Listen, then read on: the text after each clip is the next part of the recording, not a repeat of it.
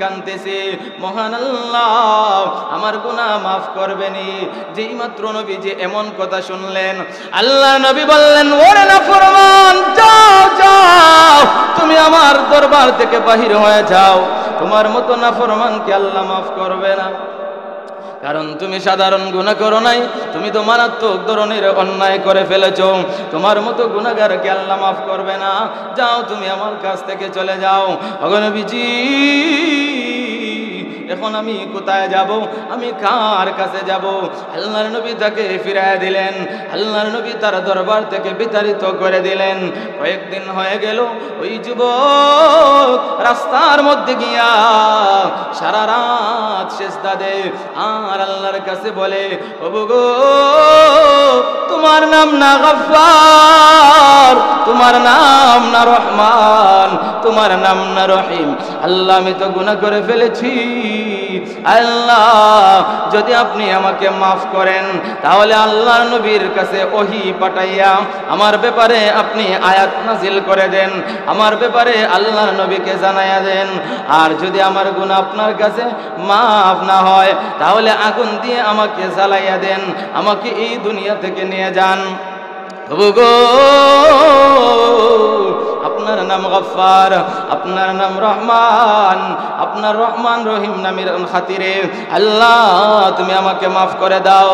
ওরে মুসলমান, এভাবে একদিন দুই দিন না, 40 দিন যাবত এইভাবে আল্লাহর বান্দা কান্না করেছে। 40 দিন পরে হঠাৎ দেখা যায় আল্লাহর নবীর কাছে জিবরাইল আমিন আসলেন। আল্লাহু আকবার, আর জোরে বলে আল্লাহু আকবার। জিবরাইল এসে বললেন, ও নবীজি, এই পৃথিবীর মখলুকের মালিক কে? আল্লাহর নবী বলেন, মখলুকের মালিক তো হলেন আল্লাহ, আল্লাহই তো মখলুক সৃষ্টি করেছেন। ও নবীজি, গুনাহ মাফের মালিক কে? আল্লাহর নবী বলেন, গুনাহ মাফ করার মালিক তো হলেন আল্লাহ। ও নবীজি, হেদায়েতের মালিক কে? নবীজি বলেন, হেদায়েতের মালিক আল্লাহ।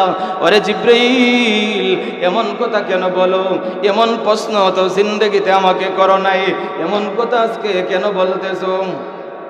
জিবরাইল বলেন, ওগো নবীজি, মখলুকের মালিক যদি আল্লাহ হয়ে থাকেন, হেদায়েতের মালিক যদি আল্লাহ হয়ে থাকেন, গুনাহ মাফ করার মালিক যদি আল্লাহ হয়ে থাকে, আবার যখন রুটিটা তাওয়া থেকে নামায় তখনও বলে আস্তাগফিরুল্লাহ। যখন কাস্টমার আসে, কাস্টমারকে যখন রুটি দেয় তখনও বলে আস্তাগফিরুল্লাহ। ইমাম আহমদ ইবনে হাম্বল রাহমাতুল্লাহি আলাইহি বললেন, ওরে যুবক, বুঝতে পারলাম না, যখন রুটি বানাও বল আস্তাগফিরুল্লাহ, রুটি যখন তাওয়াতে দেও তখনও বল আস্তাগফিরুল্লাহ, রুটি যখন উনুন থেকে নামাও তখনও বল আস্তাগফিরুল্লাহ, এটা আবার কেমন আমল? ওই যুবক বলে, ওগো আল্লাহর ওলি, এটা আমার দৈনন্দিন আমল, এটা আমার নিয়মিত আমল। এই আমলের কারণে মহান আল্লাহ আমাকে মুস্তাজাব দাওয়া বানায়া দিবেন। আমি দোয়া করি কালামিল মাজিদ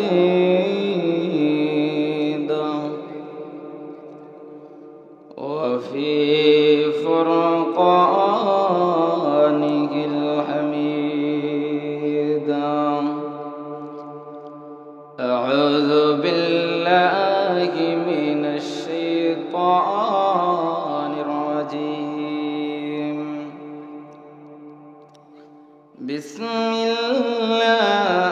বিসমিল্লাহির রহমানির রহিম। কুল ইয়া ইবাদিয়াল্লাযীনা আসরাফু আলা আনফুসিহিম লা তাকনাতু মির রাহমাতিল্লাহ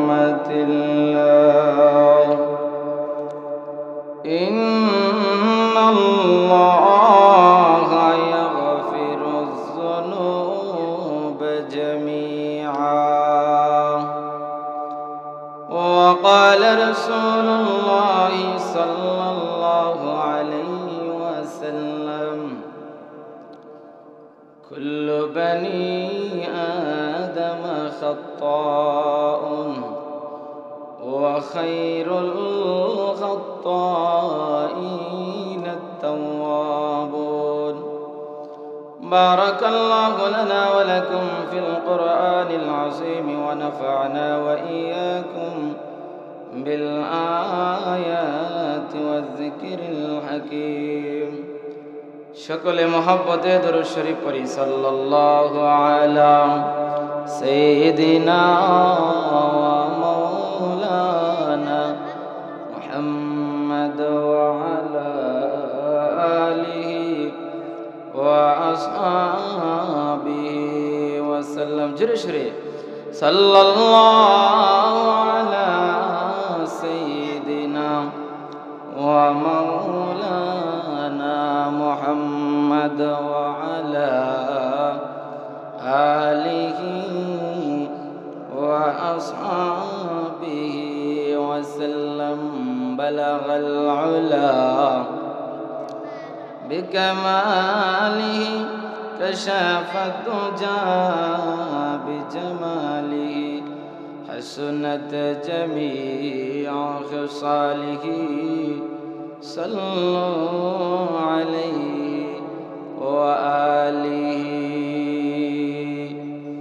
या रब करम तो अगर करे निकाल दे ज़बान से जो दिल पर असर करे। रब्बिशरह ली सदरी वयस्सिर ली अमरी वाहलुल उक़दतम मिन लिसानी यफ़क़हू क़ौली वबिक नस्तईन या मुस्तआन।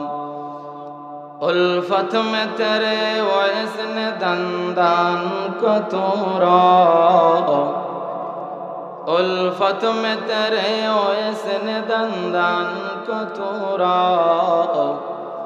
बो बकर उमर नक्श कदम तेरा न छूरा, बो बकर उमर नक्श कदम तेरा न छूरा।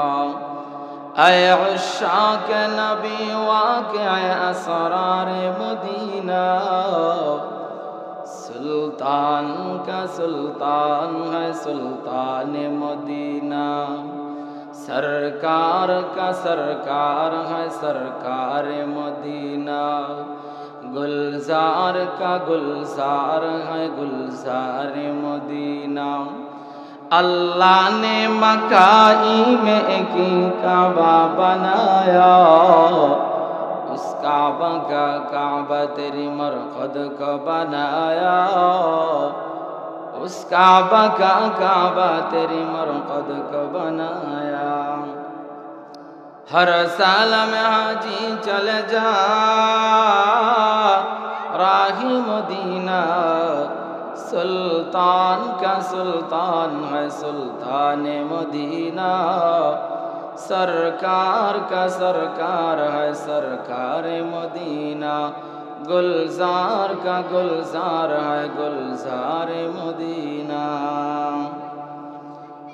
আজকের মাহফিলের সম্মানিত সভাপতি মুআজ্জাজ মুকাররম উলামায়ে কেরাম, মুরব্বিয়ানে আযম, নওজোয়ান ভাইরা, পর্দার অন্তরালে অবস্থানরত অত্যন্ত শ্রদ্ধা মা ও বোনেরা, আসুন সকলে মিলে মহান রব্বুল আলামিনের দরবারে কালিমাতুশ শুকর আদায় করি, যিনি আমাদেরকে আজকের এই মাহফিলে আসার বসার তৌফিক দান করেছেন। এজন্য সুউচ্চ কণ্ঠে সবাই বলে আলহামদুলিল্লাহ। আল্লাহ রব্বুল আলামিনের পবিত্র কোরআনুল কারীমের এই মজলিসে আমরা যারা আসছি, একটু আল্লাহর নামের জিকির করি। লা ইলাহা ইল্লাল্লাহ। জোরে জোরে জোরে।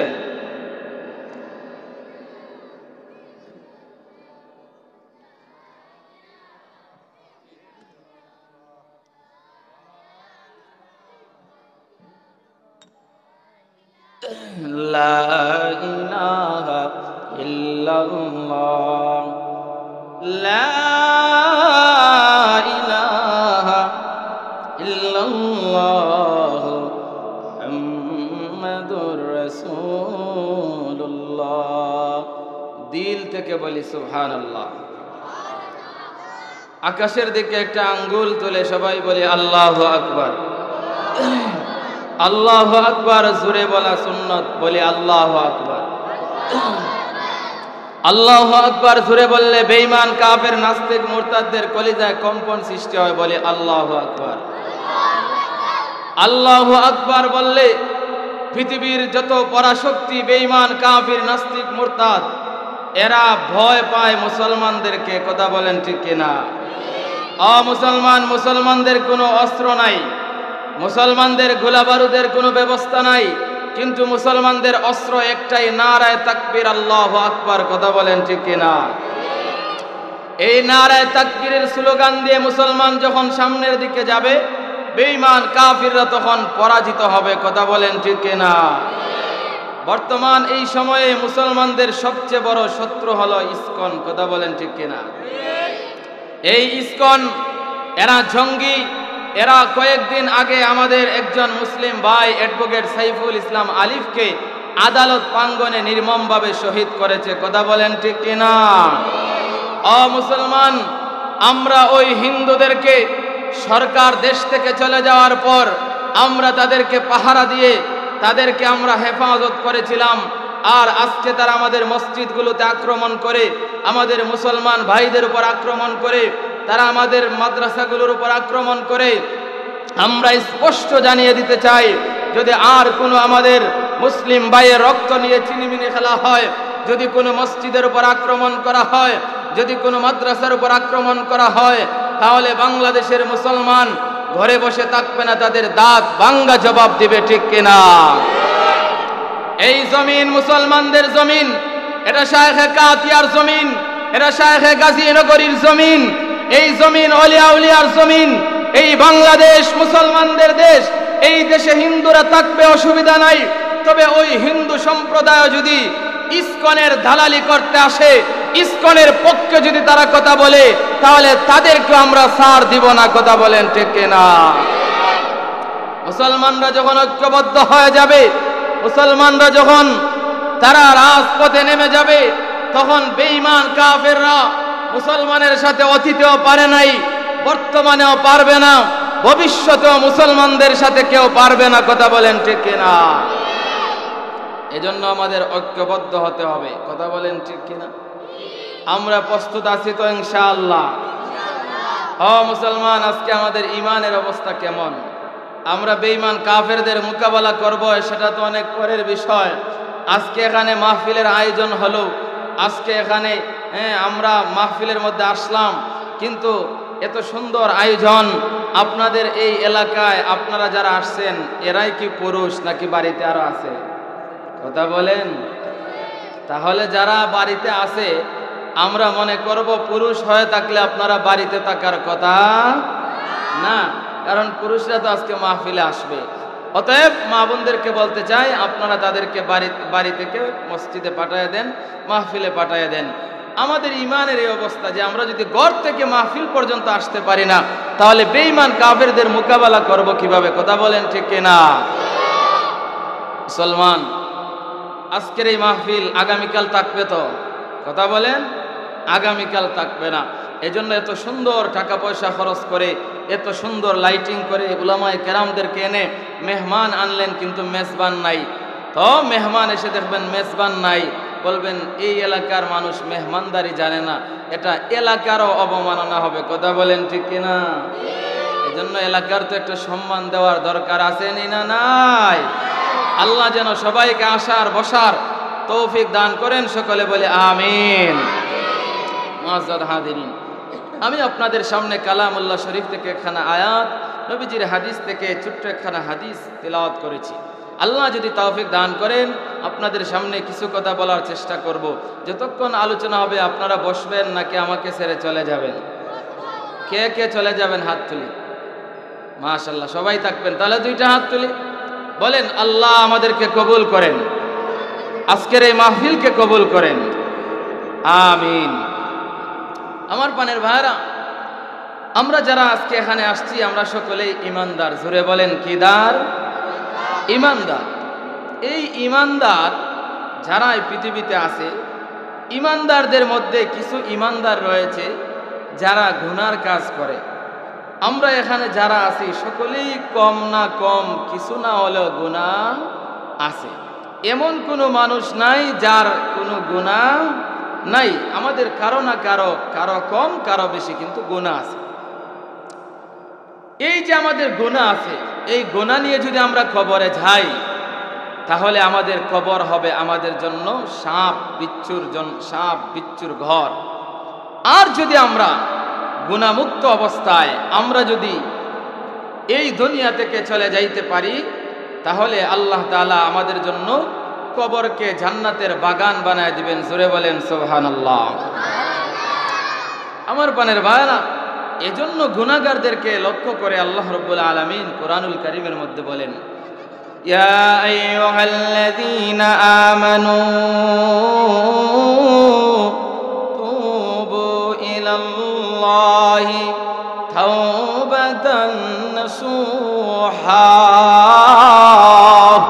আল্লাহ রাব্বুল আলামিন বলেন, ও ঈমানদারেরা, তোমরা খাঁটি দিলে তওবা করো, আন্তরিকভাবে তওবা করো। আমার পানের ভাইরা, খাঁটি তওবা কাকে বলা হয়? মুফাসসিরিনে কেরাম বলেন তিনটা বিষয়ের সমষ্টির নাম হলো খাঁটি তওবা। জোরে বলেন কয়টা? আর জোরে বলেন কয়টা? এক নাম্বার হলো অতীতের জিন্দেগির সমস্ত গুনার উপর শর্মিন্দা হওয়া। দুই নাম্বার হলো বর্তমানে গুনাহ না করা। তিন নাম্বার হলো ভবিষ্যৎ জিন্দেগিতে আর কখনো এই গুনাহ না করা। ওরে মুসলমান, যদি ওই তিন জিনিসের সমষ্টির মাধ্যমে আল্লাহর কোনো বান্দা বান্দি আল্লাহর কাছে তওবা করতে পারে, তওবা করতে দেরি হবে, মহান আল্লাহ ওই বান্দার গুনাহ মাফ করতে দেরি হবে না। তাহলে আল্লাহ বলেছেন যে তোমরা তওবা করো, তওবা করলে আমি আল্লাহ তোমাদের জিন্দেগির গুনাহ মাফ করে দিবে। আমার পানের ভাইরা, এজন্য তওবার দরকার আছে না নাই? তওবা করলে কেমন ভাবে আল্লাহ মাফ করেন? আল্লাহর নবী বলেন, আত্তাইবু মিনাজ যামবি কামাল্লা যামবালা। আল্লাহর নবী বলেন, কেউ যদি খাঁটি দিলে আল্লাহর কাছে তওবা করতে পারে, মহান আল্লাহ তার গুনাহ এমন ভাবে মাফ করে দেয় যেন সে জিন্দেগিতে কোনো দিন গুনাহ করে নাই। জোরে বলেন সুবহানাল্লাহ। আমার পানের ভাইরা, এই জন্য আমরা যারা গুনাহগার, নফসের ধোঁকায় শয়তানের ধোঁকায় যারা গুনাহ করে ফেলেছি, আর গুনাহ করা যাবে না, আর সামনের দিকে আগানো যাবে না। আল্লাহ রাব্বুল আলামিন গুনাহগারদেরকে ডেকে ডেকে বলেন, ওরে গুনাহগার বান্দারা, যারা নিজের নফসের উপর জুলুম করে ফেলেছো, যারা নিজের নফসের উপর জুলুম করেছো, গুনাহ করেছো, যারা আমি আল্লাহর নাফরমানি করেছো, ওরে বান্দা, চিন্তার কারণ নাই, টেনশনের কারণ নাই, আমি আল্লাহর কাছে যাও, আমি আল্লাহর কাছে তওবা করো। শেষ রজনীতে আল্লাহ সামায়ে দুনিয়ার প্রথম আকাশে এসে বান্দা বান্দীদেরকে ঘোষণা করেন, আলা মিন মুস্তাগফিরিন ফাআগফির লাহু, আলা মিন মুস্তারজিকিন ফাআরযুকহু, আলা মিন মুবতালান ফাউআফিয়াহু। আল্লাহ বলেন, আসুন এমন কোন বান্দা গুনাহ করে ফেলেছো, নফসের ধোঁকায় শয়তানের ধোঁকায় গুনাহ করে ফেলেছো, ওরে বান্দা আমি আল্লাহর কাছে চাও, আমি আল্লাহ তোমার জিন্দেগির সমস্ত গুনাহ মাফ করে দিব। আল্লাহ রাব্বুল আলামিন ঘোষণা দেয়, আসলে এমন কোন বান্দা রিজিকের অভাবের মধ্যে পড়ে গেছো, রিজিকের তাড়নায় ভুগতেছো, তিন বেলা তুমি সঠিকভাবে খাইতে পারো না, তোমার পরিবারের মধ্যে রিজিকের অভাব অনটন দেখা দিয়েছে, ওরে বান্দা আমি আল্লাহর কাছে চাও, আমি আল্লাহ তোমার রিজিকের অভাব দূর করে দিব।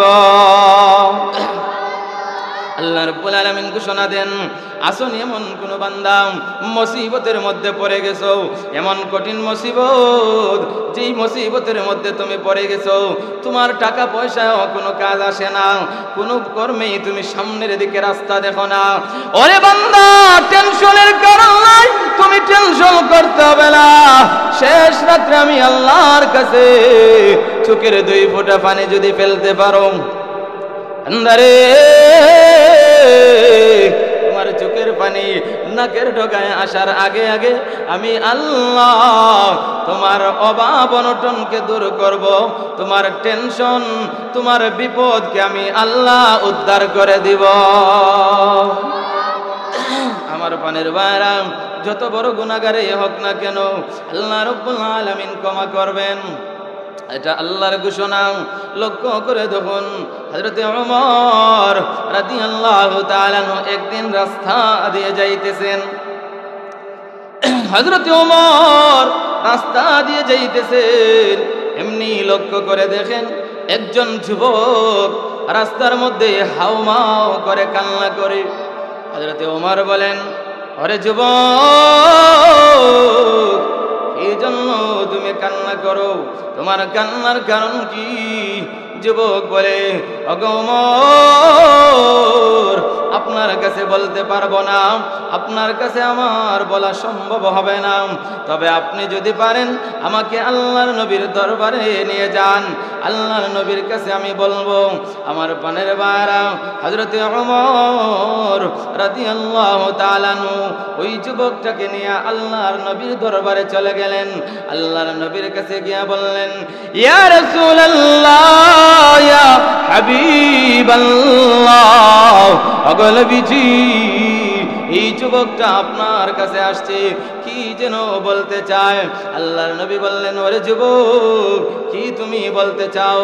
এমনি যুবক বলে, ওগো নবীজি, আমি মারাত্মক ধরনের গুনাহ করে ফেলেছি, আমি মারাত্মক ধরনের অন্যায় করে ফেলেছি, আমার এই গুনার জন্য আল্লাহ মাফ করবেন কিনা, এই জন্য আমি এসেছি। আল্লাহর নবী বলেন, কি তোমার গুনাহ বলো? যুবক বলে, ওগো নবীজি, কেমন ভাবে বলবো, মারাত্মক ধরনের গুনাহ করে ফেলেছি। আল্লাহর নবী বলেন, ওরে যুবক, তোমার গুনাহ কি এই জমিনের চাইতে বেশি বড় নাকি? যুবক বলে, ওগো নবীজি, আমার তো মনে হয় আমার এই গুনাহ এই জমিনের চাইতে বড় হবে। আল্লাহর নবী বলেন, ওরে যুবক, তোমার গুনাহ কি আকাশের চাইতে বেশি হবে? যুবক বলে, নবী গো, আমার তো মনে হয় আমার গুনাহ আকাশের চাইতে বেশি হবে। আল্লাহর নবী বলেন, ওরে যুবক, তোমার গুনাহ কি আসমান জমিন এই সব কিছুর চাইতে বেশি হবে? যুবক বলে, ওগো নবীজি, আমার মনে হয় এই সব কিছুর চাইতে বেশি হবে। আমার পরের বারাম আল্লাহর নবী বললেন, ওরে যুবক, আল্লাহ শরাকতা বিল্লাহ, তুমি কি শিরিক করেছো? কারণ আল্লাহর সাথে শিরিক করা হলো মহা অন্যায়। তুমি কি শিরিকের মতো গুনাহ করেছো? যুবক বলে, ওগো নবীজি, না না, শিরিক করি নাই। তাহলে তুমি কি জিনা ব্যভিচার কর, তুমি কি অন্যায়ভাবে কাউকে হত্যা করেছো? অন্যায়ভাবে কি কাউকে তুমি হত্যা করেছো? যুবক বলে, ওগো নবীজি, না না, অন্যায়ভাবে কাউকে হত্যা করি নাই, আমি কাউকে হত্যা করি নাই। আল্লাহর নবী বললেন, তাহলে তুমি কি এমন অন্যায় করেছো যেই অন্যায়ের কারণে আল্লাহ মাফ করবেন না? এমন কি মারাত্মক ধরনের অন্যায় তুমি করেছো? এমনি যুবক বলে, ওগো নবীজি, কিভাবে আপনার কাছে বলি? ওগো নবীজি, আমি হলাম একজন কাফন চোর। আমার রুটি রুজির ব্যবস্থা হলো এই কাফনের মাধ্যমে। মানুষ যখন মারা যায়, কবরের মধ্যে যখন নিয়ে রাখে, পুরুষ হলে 3টা কাফন, মহিলা হলে 5টা কাফন দেওয়া হয়। কথা বলেন ঠিক কিনা? ওগো নবীজি, মানুষ যখন মারা যায়, আমি ওই রাত্রে আমি কবরের মধ্যে ঢুকি, কবরের মধ্যে ঢুকে ওই লাশের শরীর থেকে আমি কাফন খুলে নেই, ওই কাফন নিয়ে বাজারে বিক্রি করি। এইভাবে আমি আমার সংসার চালাই। জোরে বলেন নাউজুবিল্লাহ। আল্লাহর নবী বলেন, ওরে যুবক, তুমি কাফন চুরি করো, এটা তো কবিরা গুনাহ। কবিরা গুনার জন্য আল্লাহর কাছে মাফ চাও, আল্লাহর কাছে তওবা করো, কারণ আল্লাহর ঘোষণা যদি তওবা করো আল্লাহ মাফ করবেন। যুবক বলে, ওগো নবীজি শুধু এতটুকুই না, শুধু এতটুকুই না, এই তো কয়েকদিন আগের ঘটনা, মদিনার একজন সুন্দরী রূপসী নারী মারা গেছে, যার টাইটেল হলো হুরে মদিনা। একজন আল্লাহওয়ালা নারী, যেই নারীকে জিন্দেগিতে কোনো পরপুরুষ দেখে নাই, যে তার নারীর সতীত্বের হেফাজত করে গেছে। ওগো নবীজি ওই সুন্দরী রূপসী আল্লাহওয়ালা তাহাজ্জুদ গুজার নারী যখন মারা গেছে, অন্যান্য রাতের না আমিও তার কবরের মধ্যে ঢুকলাম, কাফনগুলো যখন আমি খুলে নিলাম, এমনি আমাকে কে যেন বলতেছে, ওরে যুবক তোমার চাইতে হতভাগার নাই, এত সুন্দর রূপসী সুরসী একটা নারীকে উলঙ্গ অবস্থায় রেখে তুমি কোথায় চলে যাও? তোমার কি নফসানিয়ত নাই? তোমার কি মনের মধ্যে কোনো তামান্না আকাঙ্ক্ষা নাই? তোমার কি পুরুষত্ব নাই? আরে যুবক একটা বার তাকাও, একটা বার তাকাও, তাকাইয়া দেখো কত সুন্দর চেহারা, এত সুন্দর চেহারার নারী তুমি দুনিয়াতে কখনো পাইবে না। এত সুন্দর নারী তুমি কখনো দেখো নাই। এই সুন্দরী নারীকে রেখে তুমি কোথায় চলে যাও?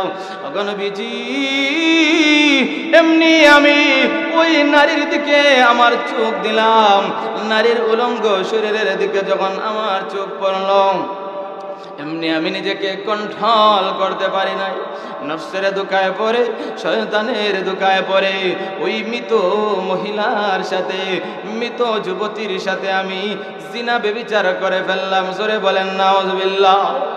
ওগো নবীজি যেই মাত্র আমি এই মারাত্মক ধরনের নাফরমানি করে ফেললাম, আমার কাজ শেষ করার পরে যখন আমি কবর থেকে উঠে যাব, এমনি একজন ঘোষণাকারী ঘোষণা দেয়, আমার মনে হয় ওই মহিলাটার জবান আল্লাহ খুলে দিয়েছেন। মহিলা ডাক দিয়ে আমাকে বলতেছে, ওরে নাফরমান, ও নাফরমান, তোমার মতো এত বড় নাফরমান এই দুনিয়াতে আর নাই। আমি দুনিয়াতে কোনো পরপুরুষ আমাকে দেখে নাই, আমার সতীত্বকে হেফাজত করে আমি কবরের মধ্যে আসলাম। কবরে এসে তুমি আমাকে রক্ষা দিলে না। ওরে যুবক, শত শত কবরবাসীর সামনে তুমি আমাকে উলঙ্গ করে চলে গেলে। শুধু তাই না, আমার আত্মীয় স্বজন সকলে মিলে আমাকে বড়ই পাতার গরম পানি দেয়া, সুন্দর করে গোসল করাইয়া, কাফন পরাইয়া কবরের ভিতরে রেখে গিয়েছিল। কিন্তু তুমি আমাকে নাপাক করে চলে গেলে, তুমি আমাকে নাপাক বানায়া চলে গেলে। ওরে যুবক শোনো, কাল কিয়ামতের কঠিন ময়দানে আমি আল্লাহর কাছে তোমার ব্যাপারে নালিশ দায়ের করব। আমি আল্লাহর কাছে বলবো, কাল কিয়ামতের কঠিন ময়দানে তুমি হবে জালেম আর আমি হব মজলুম। তুমি যে আমাকে নাপাক করে চলে গেলে, এমন জঘন্য অপরাধ আমার সাথে করলে, এই জন্য আমি আল্লাহর কাছে বিচার দায়ের করব। ওগো নবীজি যেই মাত্র ওই কথাগুলো আমি শুনলাম, এমনি তখন আমার মনের মধ্যে একটা ভয় শুরু হয়ে গেল, আমার কলিজার মধ্যে ভয় শুরু হয়ে গেছে, আমার শরীরে কম্পন শুরু হয়ে গেছে। কবর থেকে উঠেই আমি বললাম, আমি এটা কি করলাম? আমি তো আসলেই নাফরমানি করে ফেলেছি। আমার তো মনে হয় পৃথিবীর ইতিহাসে এমন গুনাহ আর কেউ করেছে কিনা সন্দেহ আছে। ওগো নবীজি এই জন্য আমি কাঁদতেছি, মহান আল্লাহ আমার গুনাহ মাফ করবেনি। যেই মাত্র নবীজি এমন কথা শুনলেন, আল্লাহ নবী বললেন, ওরে নাফরমান, যাও যাও, তুমি আমার দরবার থেকে বাহির হয়ে যাও। তোমার মতো নাফরমানকে আল্লাহ মাফ করবে না, কারণ তুমি সাধারণ গুনাহ করো নাই, তুমি তো মারাত্মক ধরনের অন্যায় করে ফেলেছো।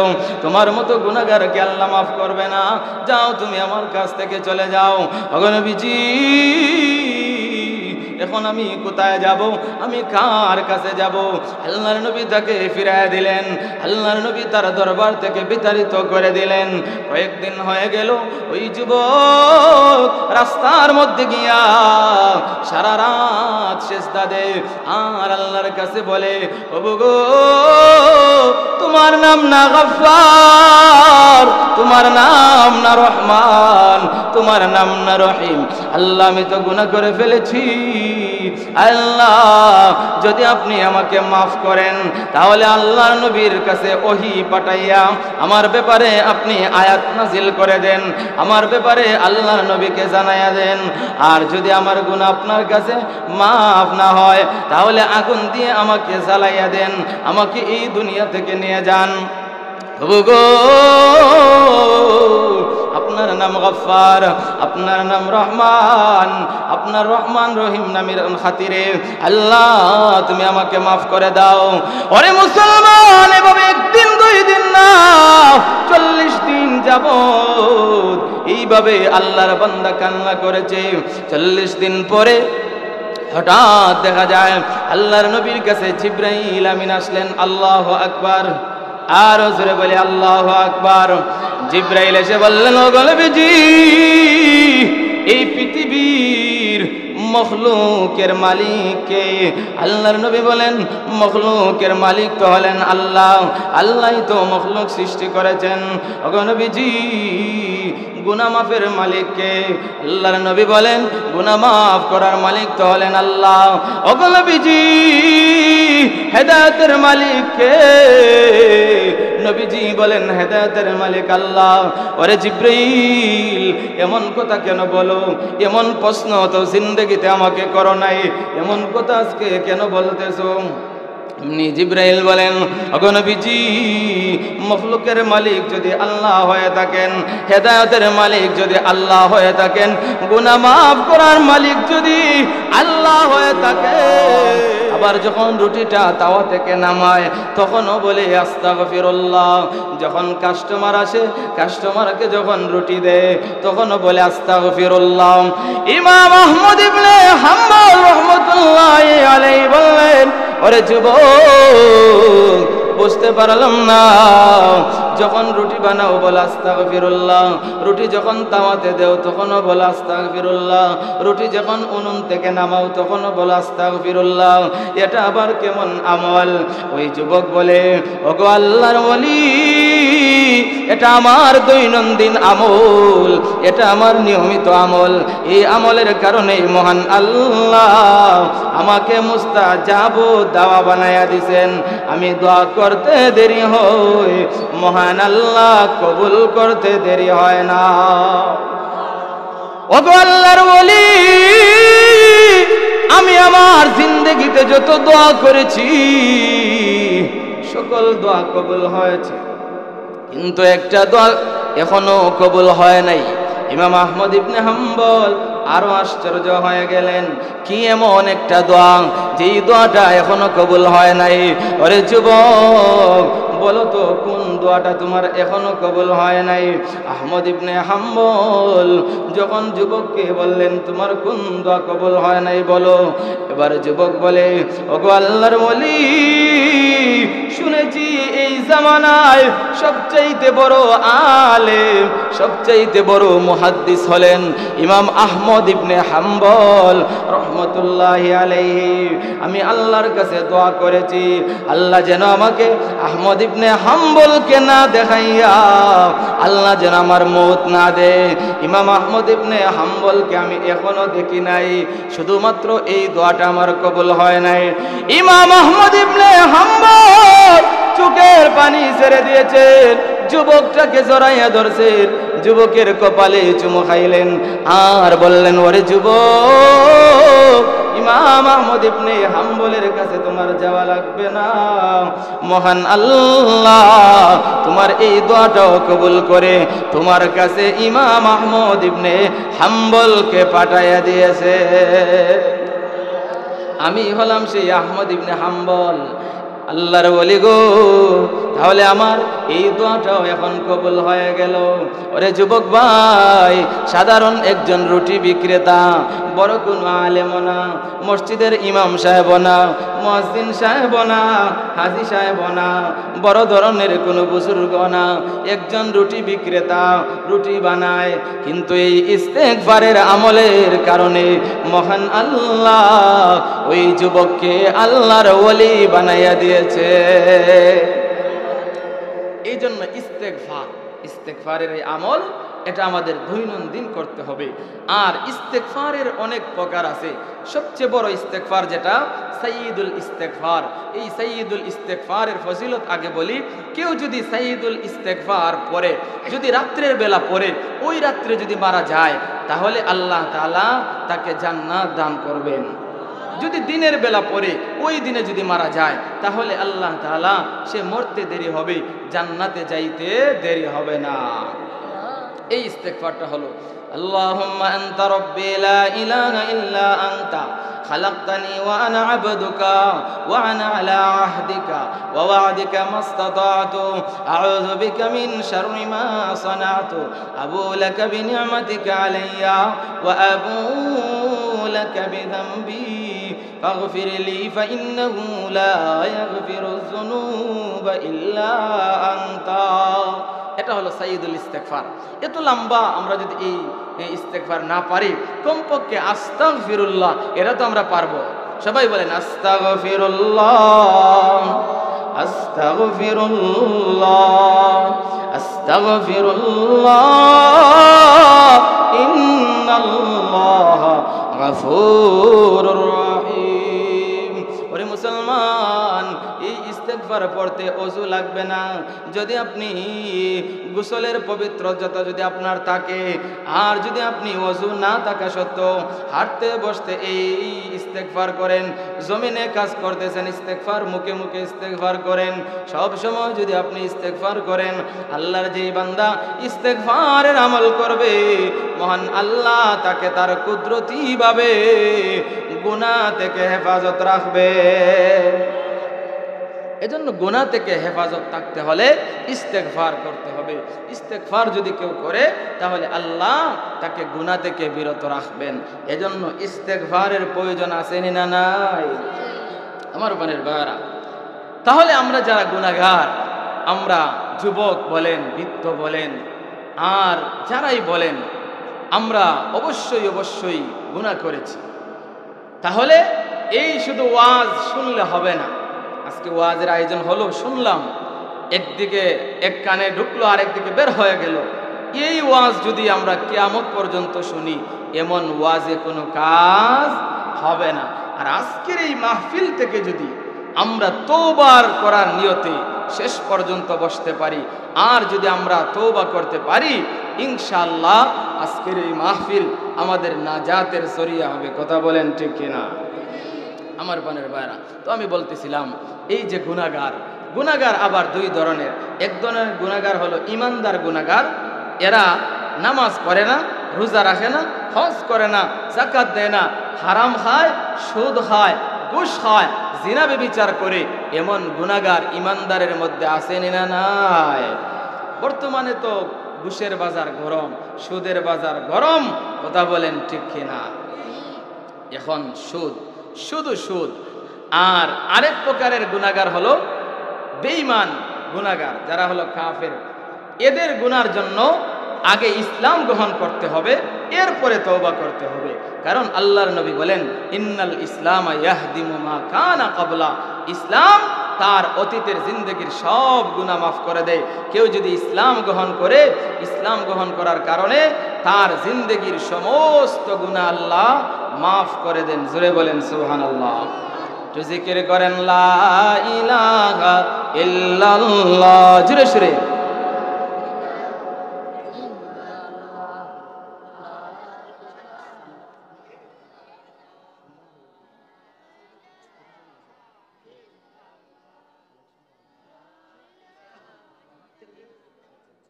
জোরে লা ইলাহা ইল্লাল্লাহ, লা ইলাহা ইল্লাল্লাহ, জোরে। লা ইলাহা ইল্লাল্লাহ, লা ইলাহা, লা ইলাহা ইল্লাল্লাহ। মেরাজ তু কুরসি শুদা সব'এ সামাওয়াত, আরশে কদম আরশে বরি সিদির সারিরি, পরশে কদম আরশে বরি সিদির সারিরি। আদম বসফে মাহশরে ও যুররিয়ত আদম, در ذل لوایت کے امامی و امیری، در ذل لوایت کے امامی و امیری۔ آئے ختم رسول نجم سبل صبح ہدایات، حقا کے نظیری تو والحق بشیری، حقا کے نظیری تو والحق بشیری۔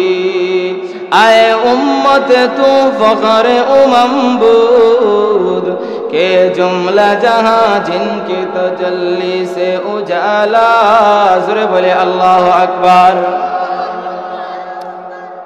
এজন্য আসুন আমরা যারা গুনাহগার, আজকের এই মাহফিল থেকে আমরা গুনাহ মাফের নিয়তে আল্লাহর কাছে তওবা করব। এই যে হাসনপুর নোয়াগাঁও জামে মসজিদ, এই মসজিদ এটা কার ঘর? জোরে বলেন কার ঘর? আল্লাহর ঘর। এই আল্লাহর ঘর মসজিদ, আল্লাহর ঘর মসজিদে এসে যদি আমরা আল্লাহর কাছে ক্ষমা চাই, আল্লাহর কাছে যদি আমরা বলি, তাহলে অবশ্যই আল্লাহ তাআলা আমাদেরকে মাফ করবেন। এজন্য আল্লাহর ঘর এই মসজিদের সাথে যাদের সম্পর্ক হবে, এদের সম্পর্ক কার সাথে হবে? আল্লাহর সাথে হবে। আল্লাহর নবী হাদিসের মধ্যে বলেন, কাল কিয়ামতের কঠিন ময়দানে আল্লাহ 7 দল মানুষকে আরশের ছায়া তলে জায়গা দিবেন। জোরে বলেন কয় দল? তন্মধ্যে এক দল হলো ওয়ারাজুলুন কলবুম মুআল্লাকুম বিল মাসাজিদ। ওই সমস্ত লোক যাদের সম্পর্ক মসজিদের সাথে, যারা মসজিদের সাথে সম্পর্ক, মসজিদে নামাজ পড়ে, মসজিদের সুখে দুঃখে, মসজিদে যারা দান সদকা খয়রাত করে, মসজিদের ইমাম সাহেবের বেতন, মুয়াজ্জিন সাহেবের বেতন, ইমাম সাহেবের খাবার দাবার, মুয়াজ্জিন সাহেবের খাবার দাবার, ওইগুলোতে যারা খেয়াল করে, যারা ওইগুলোতে তদারকি করে, এমন মানুষদেরকে আল্লাহ কাল কিয়ামতের কঠিন ময়দানে আল্লাহ তাআলা এদেরকে আরশের ছায়া তলে জায়গা দিবেন। জোরে বলেন সুবহানাল্লাহ। এজন্য আরশের ছায়া তলে আমরা জায়গা পাইতে চাই, কে কে হাত তুলি। আল্লাহ আমাদেরকে কাল কিয়ামতের কঠিন ময়দানে তোমার আরশের ছায়া তলে জায়গা দিও। জোরে বলি সুবহানাল্লাহ। আমার বানের ভাইরা, তো এই যে হাসনপুর নোয়াগাঁও জামে মসজিদ, এই মসজিদের সাথে আমাদের সম্পর্ক হবে। এই জন্য আল্লাহ রব্বুল আলামিনের সাথে সম্পর্ক লাগানোর জন্য গুনাহ মাফের নিয়তে, কারণ আমরা তওবা করব, আর তওবার আগে দান সদকা খয়রাত করা, গুনাহ মাফের নিয়তে। এবং আমাদের অনেকের মা নাই, অনেকের বাবা নাই, অনেকের আত্মীয় স্বজন কবরে ঘুমিয়ে আছে। তারা যদি দুনিয়াতে থাকতেন, ভালো ভালো খাবার খাওয়াইতেন, আঙ্গুর আপেল খাওয়াইতেন, কথা বলেন ঠিক কিনা? কিন্তু কবরের মধ্যে তো ওইগুলো খাওয়ানো যায় না। কিন্তু কবরের মধ্যে একটা উপকার করা যায়, সেটা হলো আপনি যদি দুনিয়াতে কোনো কিছু তাদের নামে সদকা করেন, সদকায়ে জারিয়া হিসাবে তাদের কবরের মধ্যে তারা আজীবন তারা কবরে বসে বসে এর সওয়াব পাইতে থাকে। জোরে বলেন সুবহানাল্লাহ। এজন্য কে আছেন?